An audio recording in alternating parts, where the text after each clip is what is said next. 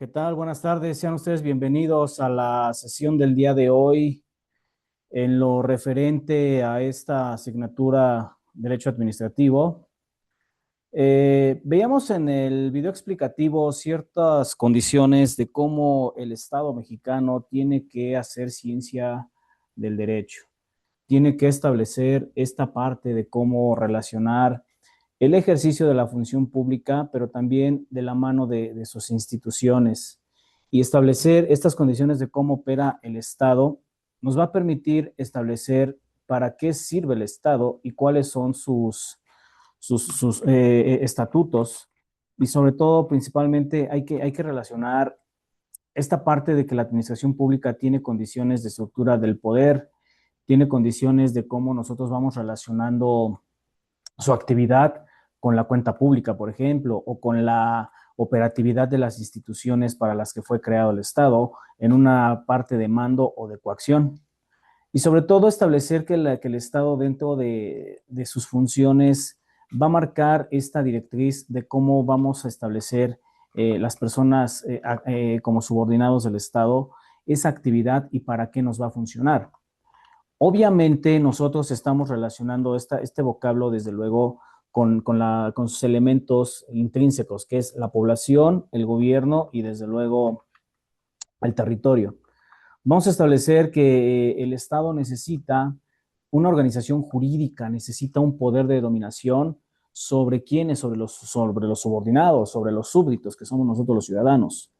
Y al establecer esta línea paralela de ser súbditos, establecemos estas condiciones de cómo el Estado mexicano, al entrar bajo una corporación formada por estos pueblos, por estas comunidades, va a asentarse en un determinado territorio.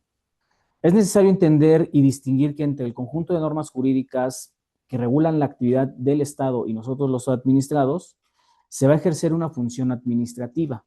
O sea, no nada más es establecer los presupuestos a través de la Ley de Ingresos de la Federación, sino también tiene observancia y relevancia general para ver cómo las leyes inmediatamente van a estipular el órgano ejecutivo y el Consejo de Administración Pública Federal. Por eso, dentro de una población, se entiende que la población tiene que estar en concordancia con sus instituciones para contribuir a las necesidades propias de la administración pública y que el Estado nos las retribuya en lo que son los programas sociales. Sin embargo, este conjunto de derechos establece que el individuo debe hacer valer formalmente la función pública del Estado a través de sus leyes. Obviamente, el Estado tiene que contener elementos patrimoniales y elementos financieros que rijan la responsabilidad patrimonial y sobre todo que desde una función garantista de libertad, los derechos de las personas cuentan mucho para que ese poder del Estado se ejerza adecuadamente, pero también hay límites y hay frenos al mismo. Por otra parte, establecer que la facultad de pedir intervención en favor de los intereses individuales se van a constituir en el ejercicio del derecho de petición. ¿Por qué? Porque esta facultad de accionar y pedir a la vez a la administración pública establece que se deben de estudiar a los actos administrativos en una función concreta de la administración pública, pero también que la administración pública en su actividad administrativa está al servicio de los intereses individuales. Permítame un segundo, por favor.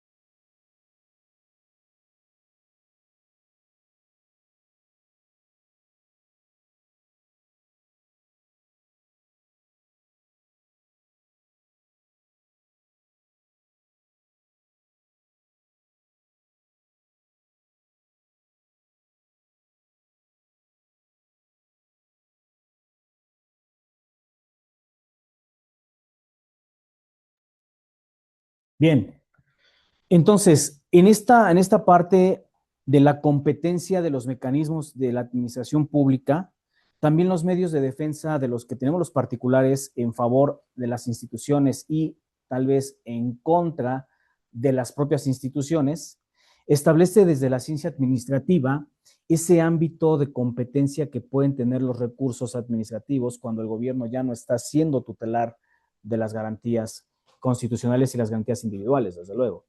Por eso la función del Estado, desde una pretensión, establece que los derechos políticos van a ser el punto de partida para que se intervenga en la acción pública, que estos individuos y sobre todo las autoridades otorguen esa delimitación de facultades en cuanto a derechos y obligaciones.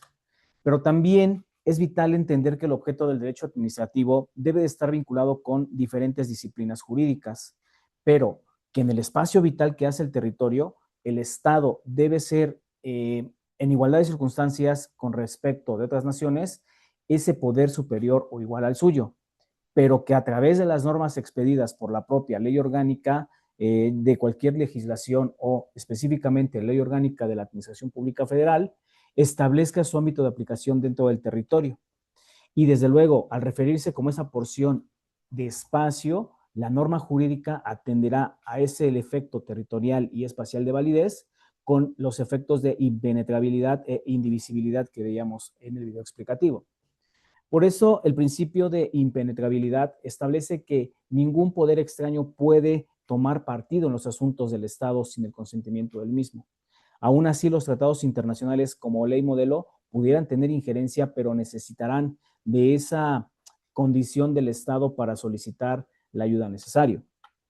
Entonces, el principio de impenetrabilidad establece que dos o más estados deban ejercer conjuntamente la soberanía sobre un territorio, pero de manera transitoria o bien pasajera, y que en los estados federales el territorio desempeña un doble papel desde el punto de vista social y político, porque por un lado establece el ámbito espacial de vigencia de las leyes, pero por otro lado el ámbito territorial es la porción en donde se va a establecer esa administración pública, ¿sí? Nosotros establecemos que la mayoría de las leyes administrativas pudieran establecerse sobre delitos, pero no, no es así. La mayoría de las leyes administrativas atienden a estas condiciones de cómo la administración pública va a ordenar a través de sus instituciones la celebración de tratados, por ejemplo, ¿no? De que la administración pública pueda establecer también condiciones de los principios de indivisibilidad.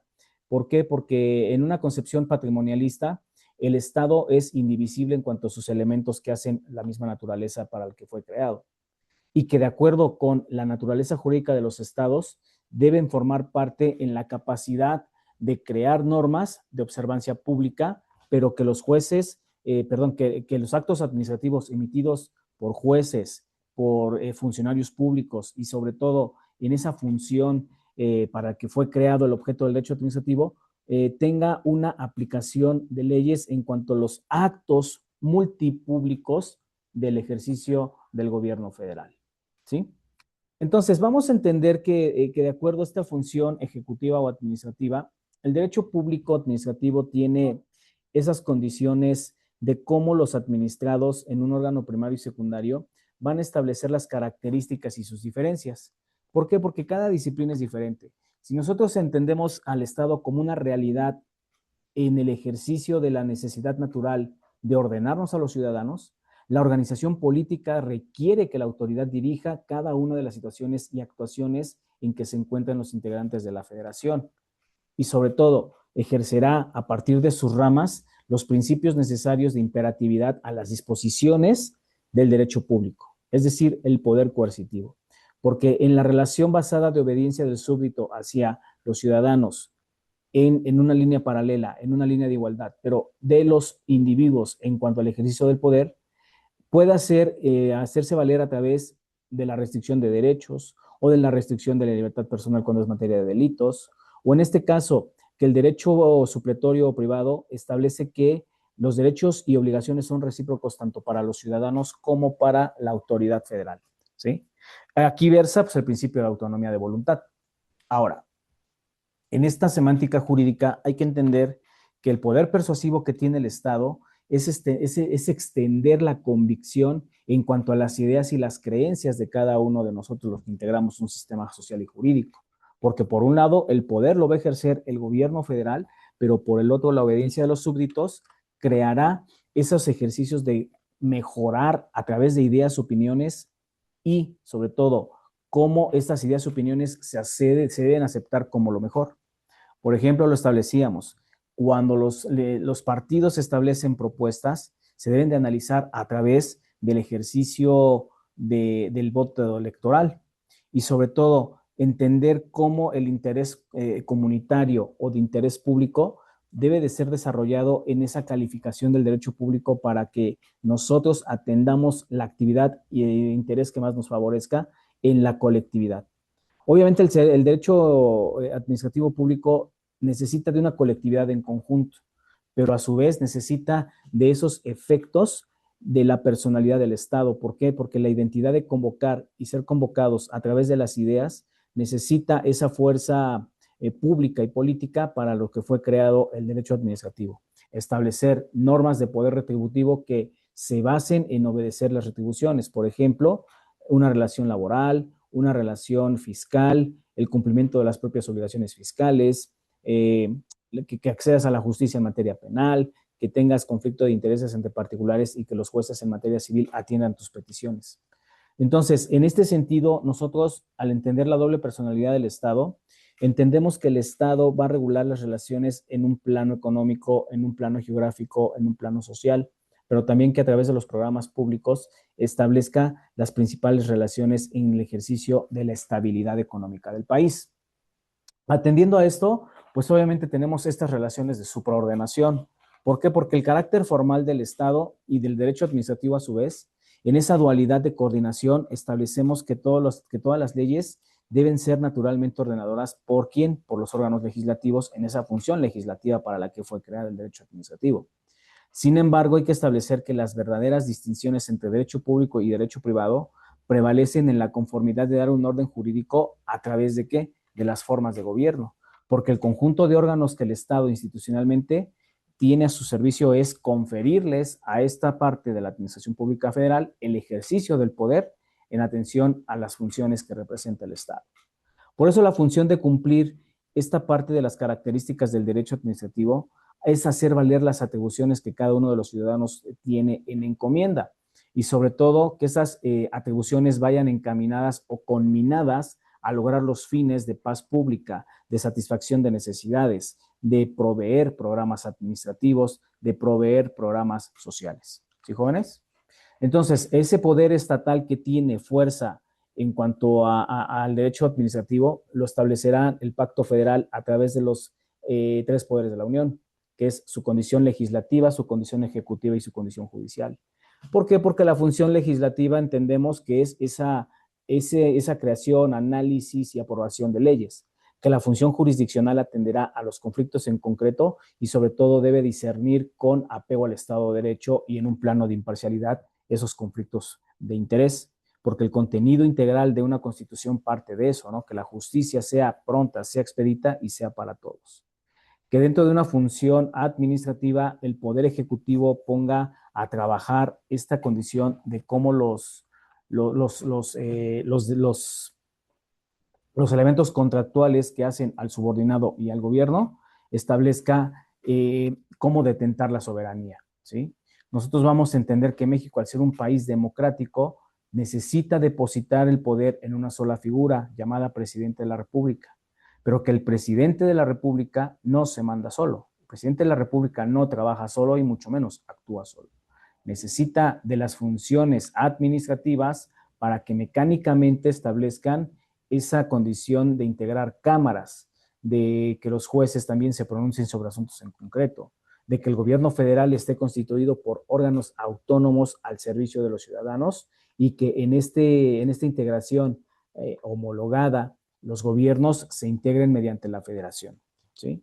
Nosotros vamos a establecer también que los elementos en la actualidad deben atender a que la forma de gobierno, tanto democrática o bien parlamentaria, sea eminentemente orgánica, que tenga una estructura, que tenga un orden, y que del régimen parlamentario se desprende este efecto antagónico de la democracia.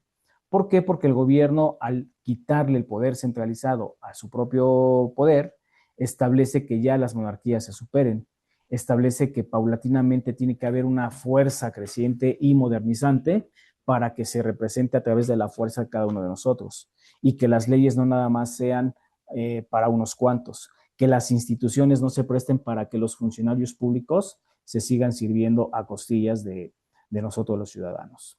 ¿Sí, jóvenes? Entonces, en esta constancia nosotros tenemos que establecer que en un principio de los estratos sociales, la representación del gobierno tiene que atender a la actividad legislativa, sí, porque la elección de los funcionarios es quien va a dar las directrices de este país, es quien va a llevar en orden las actividades de cada una de las entidades de la administración pública, llámese Fiscalía General, llámese Secretarías de Estado, llámese municipios. Entonces, en esta condición, recuerden que en una democracia quizá los funcionarios deben de ser removidos acorde a lo que es el referéndum, ¿sí? Y que dentro de un régimen presidencial, la hegemonía política del Estado ya no recae en las asambleas directamente, sino en un solo hombre al que le vamos a llamar presidente. Hombre me refiero como a la figura del ser humano. Si lo trazamos así en géneros, bueno, hombres y mujeres que puedan ser elegidos. Y desde luego que sea de manera directa, a través de partidos políticos, a través de un escrutinio público y a través del ejercicio del sufragio. A este nombre se le va a dar presidente. Entonces, las exigencias propias del derecho administrativo a través de las dinámicas diarias, de las condiciones de facultades discrecionales que se permiten en la solvencia de establecer soluciones a problemas socioeconómicos, debe establecer que el derecho administrativo fue creado a través de fuentes y que las fuentes, desde luego, establecerán en su elemento real, pues todos aquellos acontecimientos de los cuales se van los procesos evolutivos de ley, ¿sí? Que de las fuentes históricas vamos a echar mano para condicionar mucho de cómo opera hoy día nuestro sistema jurídico, de cómo estamos marcando esas líneas paralelas para establecer esos mecanismos de cómo operar en un contexto social, en un contexto único. ¿Sí? Obviamente nosotros debemos tomar auge y participación en los asuntos y negocios de los gobernantes, de la propia presidencia, pero a su vez también que las exigencias nos permitan establecer dentro del elemento formal de las leyes que cada una de las materias tiene una observancia general y hasta a su vez obligatoria. Por eso la Constitución Política, como la primera fuente formal del derecho, establece que es la ley suprema y legitimadora tanto del Pacto Federal, de la Administración Pública y de las instituciones que hacen al derecho administrativo. En esta parte del conocimiento jurídico, establecemos que la Declaración General de Inconstitucionalidad puede atender a normas generales y estableciendo un control difuso a lo más de los principios generales del derecho que hacen costumbre. Estas prácticas administrativas, desde luego, en la materia de constitución, establece que en su parte orgánica nos va a marcar los parámetros de qué es un organismo concentrado y un organismo desconcentrado, o centralizado o descentralizado, y que de ello dependerá mucho cómo va a funcionar el Poder Ejecutivo Federal a través de lo que es la persona soberana, ¿sí? Entonces, en esta condición hay que establecer que la supremacía constitucional establece que tu documento primigenio es que nada puede estar estableciendo sin orden jerárquico. La propia administración pública tiene un orden jerárquico. Entonces, en esta condición, las leyes federales tienen que estar operando de manera adecuada para que funjan como modelos para las leyes locales, ¿sí? Entonces, en esta parte, los preceptos constitucionales señalan esos imperativos categóricos que mencionaba Kant en cuanto al sentido del mandato de la Constitución. Obviamente, necesitamos establecer que dentro de las fuentes del derecho, la Constitución señala que todas sus autoridades, en el ámbito de cada una de sus competencias y obligaciones, tienen de conformidad los principios universales, interdependientes, indivisibles y progresivos que hacen a los derechos humanos únicos en su especie, que los derechos humanos son para todos y para todas las personas. Ahora, que en este sentido, nosotros, en cuanto al proceso evolutivo de la Constitución, hoy día la Constitución marca un estado laico, un estado en donde tú puedas ejercer la religión que más te favorezca o con la que más tengas afinidad. Y que principalmente estas leyes establecen que nosotros, al mencionar el artículo 133, nosotros podemos ver que los jueces no puedan aplicar o dejar de aplicar leyes locales en su ámbito de justicia. Por lo tanto, la Constitución con relación en el Poder Ejecutivo Federal establece la posibilidad de que la ley advierta al mismo Ejecutivo o al mismo Legislativo sobre la condición de inconstitucionalidad cuando una norma ya no está siendo vigente. ¿De acuerdo, muchachos? Entonces, en estas condiciones vamos a recordar que el derecho administrativo también, como parte de su fuente, establece que la materia exclusivamente de las leyes tienen que ser discutidas, tienen que ser aprobadas y sancionadas por el Congreso de la Unión. Por eso establecemos que los marcos jerárquicos superiores establecen que las leyes ya no pueden nada más ser jurídicas y argumentativas, sino también tienen que ser taxativas, ¿sí? En esta parte, las leyes orgánicas, desde luego, permiten dar funcionamiento a las entidades jurídicas, pero a su vez establecer aquellas formadas en el mundo ordinario. Respecto de las constituciones, recuerden que las constituciones, al ser un documento rígido, necesita ser respetado y observado de manera general. Para ello, obviamente, el Estado mexicano establecerá esas condiciones de cómo nosotros vamos operando en cuanto a esta línea paralela de la jerarquía de leyes. Y principalmente establecer esas condiciones y esas directrices de cómo nosotros vamos direccionando estas aperturas, ¿no? Sobre todo que el Estado mexicano opere en que a veces los tratados internacionales pudieran tener injerencia en nuestro país. A la postre, nosotros también vamos estableciendo que en estas partes, el Estado mexicano necesita muchas condiciones de cómo los fundamentos a través de los tratados internacionales deben velar por los derechos humanos en sí. Y sobre todo que ante estas condiciones, la ley suprema no establece más que restricciones o limitaciones cuando lo requiere. Por tanto, la segunda fuente del derecho administrativo establece mucho que basta con ver que hay aproximadamente 120 leyes administrativas de carácter federal, pero que cada una en su elemento singular y sobre todo en su elemento particular piensa en una regulación de las instituciones que hacen al Estado mexicano, ¿sí? O sea, piensa en esa cultura jurídica de cómo el determinado número de disposiciones ayudan a que la mente de las personas se ubiquen en los preceptos que más les favorezcan o que más soliciten al Estado federal. La técnica legislativa, desde luego, establece que nosotros en un conjunto de normas podemos discernir y podemos establecer para qué se crearon estas leyes en los casos concretos a aplicar. ¿Sí? Una disculpa, por favor, es que se me movió aquí la cámara. Una disculpa.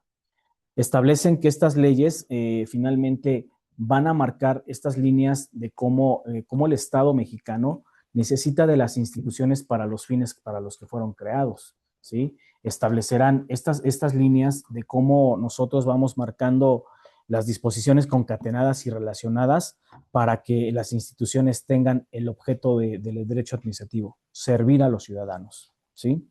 Por otra parte, los fundamentos existentes en las leyes a veces no son muchas veces expuestas adecuadamente por el Ejecutivo, pero sin embargo deben desentrañarse en las cámaras a través de los procesos legislativos sobre el estudio diario y entrar a los debates y elaborar los dictámenes correspondientes en esa función legislativa del Estado mexicano. Como parte del derecho administrativo, la técnica legislativa necesita de un análisis integral, una cosa que se tiene que integrar en el contenido axiológico y sobre todo bajo los principios que rigen a la ley, que es la primacía, es decir, que la ley es jerárquicamente superior a cualquier otra norma por encima de lo que son los reglamentos, los bandos, los estatutos, los circulares, no así de la Constitución, pero que en el ámbito del efecto causal, la finalidad de la justicia es establecer un bien común y sobre todo que del lado de la ley se tiene que dar formalidad, ¿sí? Por eso establecemos que las reservas de ley como autoridad misma de la administración pública establece que en México la República va a expedir recurrentemente leyes en reserva de lo absoluto.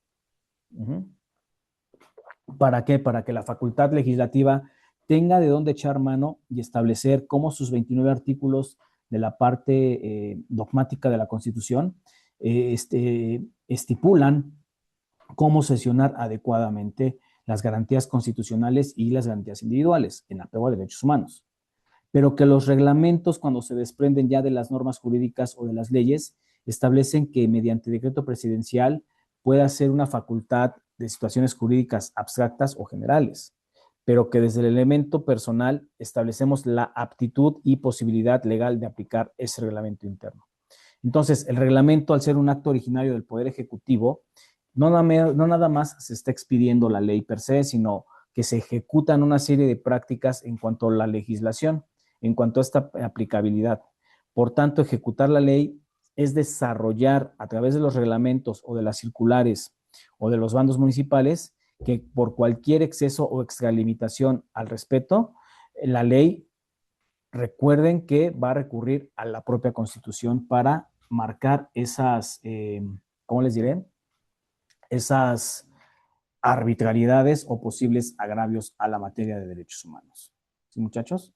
Entonces, hay que entender que nosotros podemos entender que cuando un reglamento excede a una ley o cuando rebasa a una ley, nosotros vamos a ir viendo cómo desde el elemento primigenio se debe desarrollar para un instrumento, para establecer cómo nosotros, cómo señalar las sanciones de la propia ley y sobre todo las infracciones correspondientes. ¿Sí? Obviamente, nosotros, cada uno de nosotros tiene un efecto de participación en los eventos regulatorios de la misma y sobre todo establecer que en acorde al Estado de Derecho, la ley tiene que ser sensiblemente personalizada a través de los órganos de la Administración de Justicia, ¿sí? Obviamente la clasificación de los reglamentos va en el elemento autónomo porque de ahí el derecho mexicano establece que los municipios puedan expedir sus propias normativas a través de los bandos municipales y de policía o de buen gobierno, que esa tradición va muy de la mano con las prácticas del derecho consuetudinario. Entonces, los reglamentos autónomos quizá ya son parte del pasado del derecho municipal, pero que aún operan en algunos tantos en el Estado mexicano.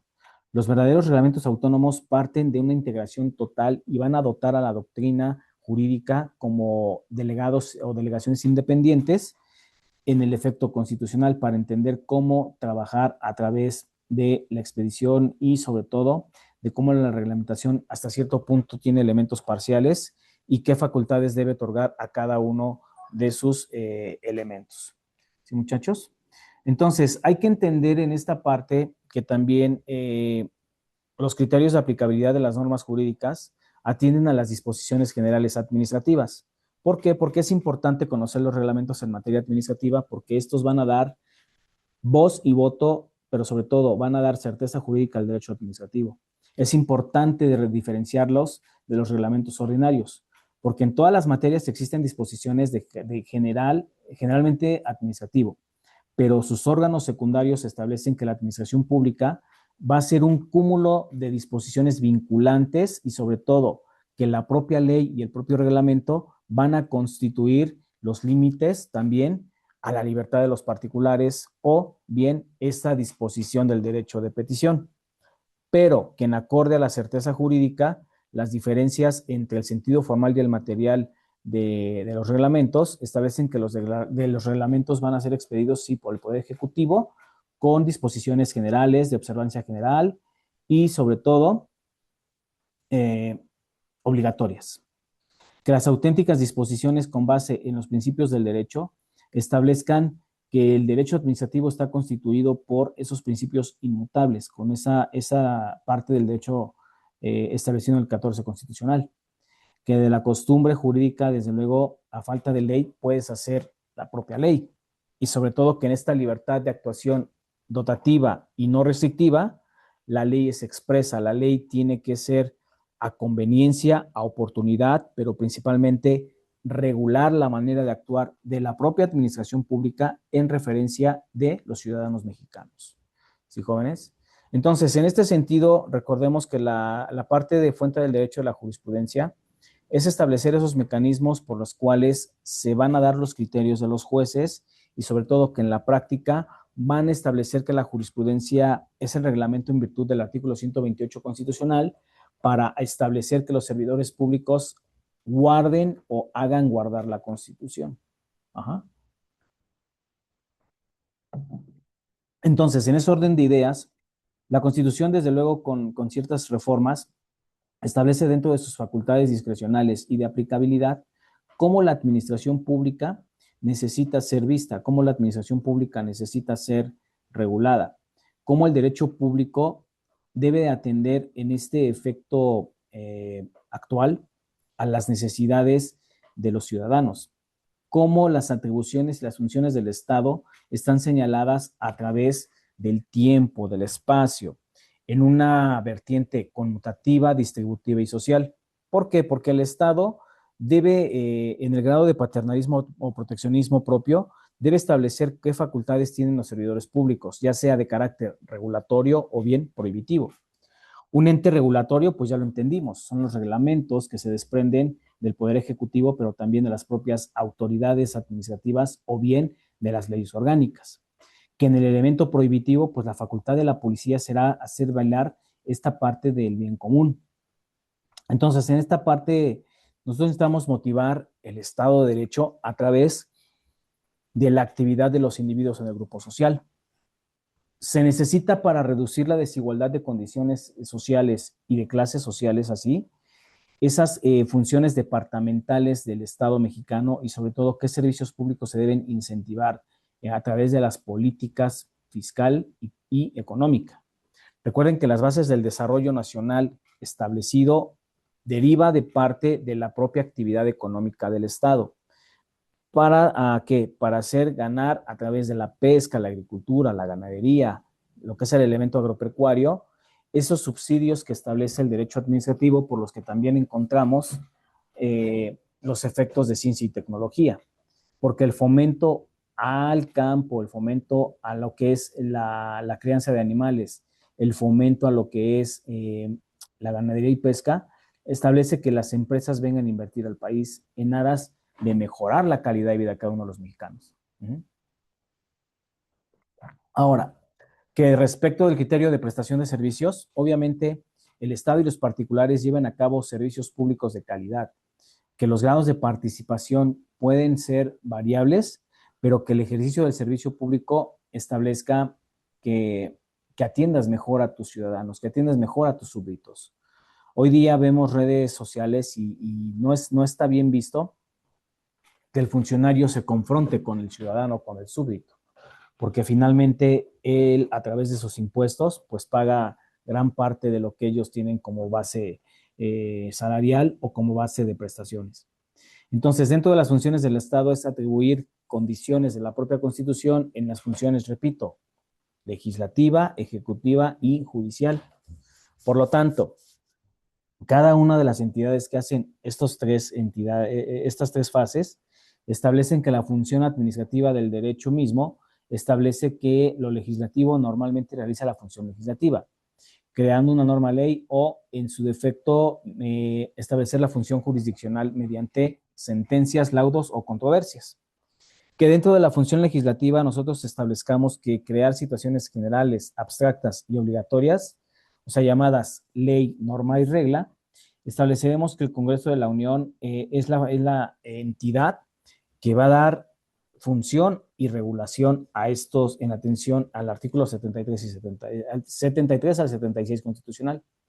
Por lo tanto, la función ejecutiva se realiza a través de cualquier encabezado por el presidente de la República o emitido por el presidente de la República, que a través de esa función ejecutiva, a través de esa función individual, por medio de la aplicación y ejecución de leyes, se establezcan los primeros mandatos, como en el artículo 89, fracción primera constitucional, que establece que la esfera administrativa va a estar en exacta aplicación de las leyes en lo general.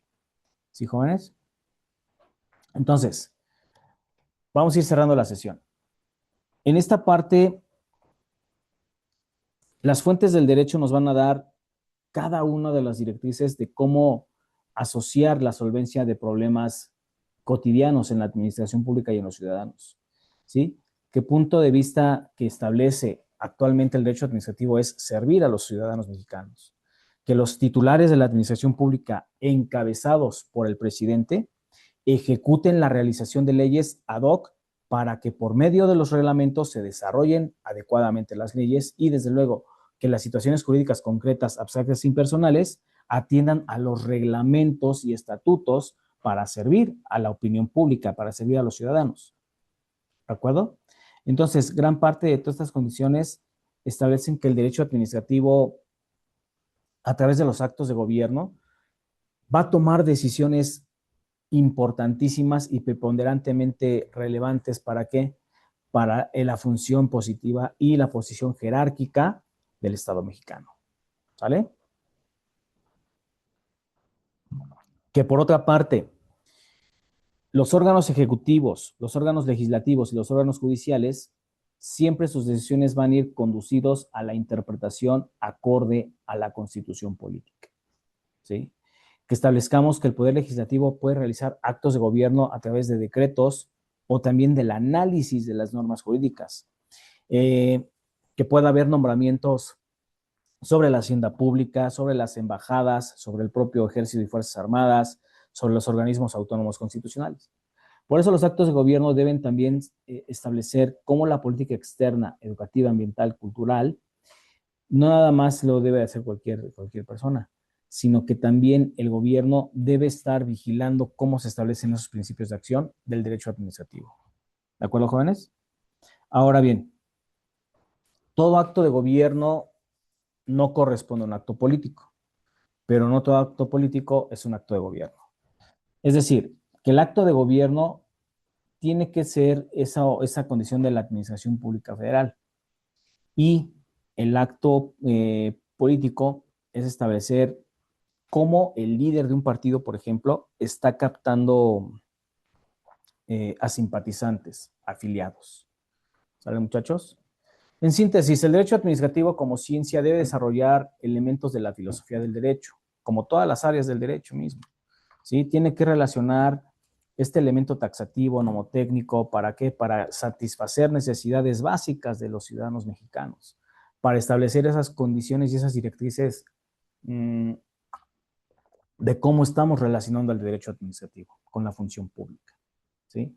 Obviamente nosotros necesitamos muchos cánones de cómo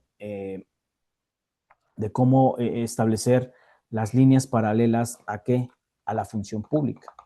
Porque desde un plano establecido, las atribuciones del Estado van en cuanto a qué, en cuanto al concepto de atribución y sobre todo que no se debe evitar esta parte de la facultad discrecional, que las delegaciones de facultades administrativas estén bien dotadas en el Congreso de la Unión y que por otra parte el principio de arbitrariedad administrativa establezca la función, naturaleza jurídica y clasificación con las que fueron creadas las leyes mexicanas. ¿De acuerdo, muchachos? Entonces, en esta parte ya establecimos que la actividad económica del Estado va a ser a través de la composición de los elementos fundamentales y elementales que hacen al concepto de derecho administrativo. Que de esta extensión de las funciones del Estado también se derivan atribuciones en el carácter del derecho público y del derecho privado. Que dentro de las formas de gobierno, México es un país federalista, es un país estructurado y organizado a través de lo que se llama Pacto Federal. Y que la clasificación de la teoría de los poderes establece un equilibrio entre la función pública, entre los poderes de la Unión y los propios súbditos. Que desde luego con esta teoría del derecho administrativo como ciencia, nosotros tenemos que ver el objeto para el que fue creado. Nosotros tenemos que mirar a ver para qué se creó la administración pública a través del derecho administrativo.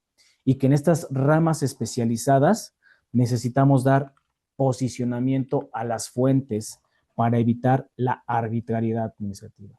Recuerden que los funcionarios públicos están para eso, para nuestro servicio, para eso se alquilan, para eso los pones, para eso votas por ellos. Entonces, en esa línea hay que entender que los acuerdos y la función jurídica de los acuerdos es el objeto social y jurídico de la materia de derecho administrativo. Establecer las formalidades por las cuales el Poder Ejecutivo, el Poder Legislativo y el Poder Judicial van a trabajar en favor ¿de quién? De cada uno de nosotros los ciudadanos. ¿Sí, muchachos? Bien, pues vamos a ver la semana que entra ya lo que es la administración pública en sí, qué es la administración pública, y muy probablemente vamos a ver lo que es administración. A ver, permítame un segundo. Vamos a ver la administración pública desde la ubicación propia desde el Estado mexicano. Vamos a ver el origen y competencia de los órganos de la función pública.